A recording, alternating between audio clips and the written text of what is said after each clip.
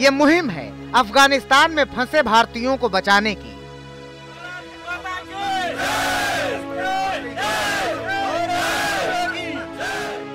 ये मुहिम है अपनों को वापस हिंदुस्तान लाने की।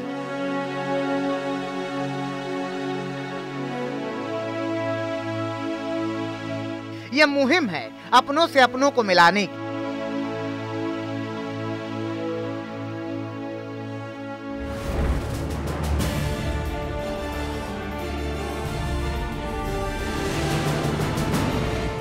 काबुल के एयरपोर्ट पर मची अफरा तफरी दहशत की पूरी कहानी बयां कर रही है। हिंदुस्तान ने काबुल जाने वाली फ्लाइट रद्द कर दी है, लेकिन चुनौती है अपनों को वापस हिंदुस्तान लाने की, इन हालातों से बाहर निकालने की, जिसके लिए भारत ने एयरलिफ्ट मिशन शुरू कर दिया है, जिनका मकसद है कि अफगानिस्तान में फंसे हर भारतीय की सुरक्षा सुनिश्चित करना, जिनका मकसद है दहशत के साए में जी रहे भारतीयों को वतन वापस लाना। भारत सरकार ने एयरलिफ्ट का ऑपरेशन चलाया, जिसके तहत आज काबुल में फंसी एक टीम वापस हिंदुस्तान आने में कामयाब रही।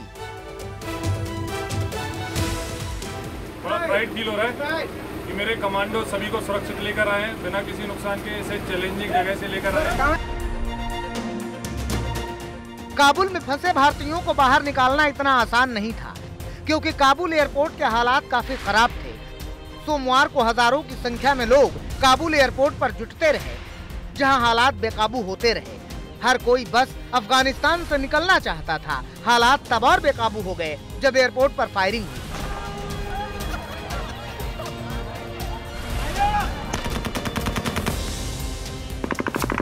जिसमें कई लोगों की जान चली गई। ऐसे हालात में भारतीय विमान का वहां जाना और भारतीय नागरिकों को बाहर निकालना काफी मुश्किल काम था।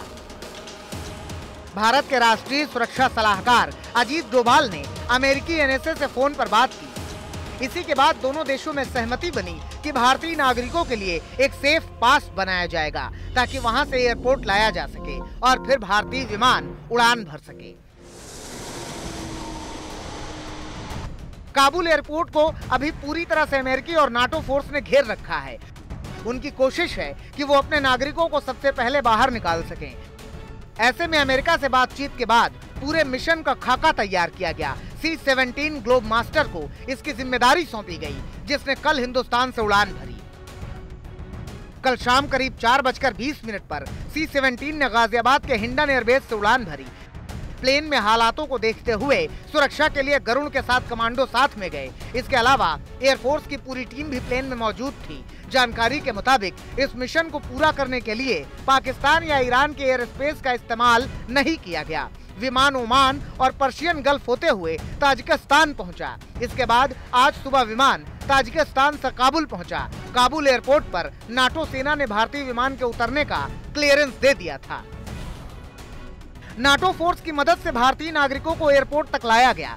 करीब 148 भारतीयों को गाड़ी के अंदर बिठाकर एम्बेसी के पास से पैसेज देकर एयरपोर्ट तक क्लियर रास्ता दिया गया। इसमें एम्बेसी से जुड़े अधिकारी, आईटीबीपी के 100 से ज्यादा जवान और कुछ पत्रकार शामिल थे। आज सुबह 7:30 बजे ये काफिला एयरपोर्ट पर पहुंचा। फिर C-17 ग्लोब मास्टर ने भारत के लिए उड़ान भरी। काबुल से निकलने के बाद लगभग 11 बजे के आसपास C-17 ग्लोब मास्टर गुजरात के जामनगर एयरफोर्स स्टेशन पर पहुंचा, जहां से यह हिंडन एयरबेस के लिए निकला। लेकिन मिशन अभी खत्म नहीं हुआ है। अभी भी कई भारतीय अफगानिस्तान में फंसे हुए हैं, जिन्हें वापस लाना एक चुनौती है। भारत की ओर से हेल्पलाइन शुरू की गई है और लोगों को भरोसा दिलाया जा रहा है कि जल्द ही उन्हें अफगानिस्तान से निकाल लिया जाएगा। दिल्ली से जितेंद्र बहादुर के साथ आज तक ब्यूरो।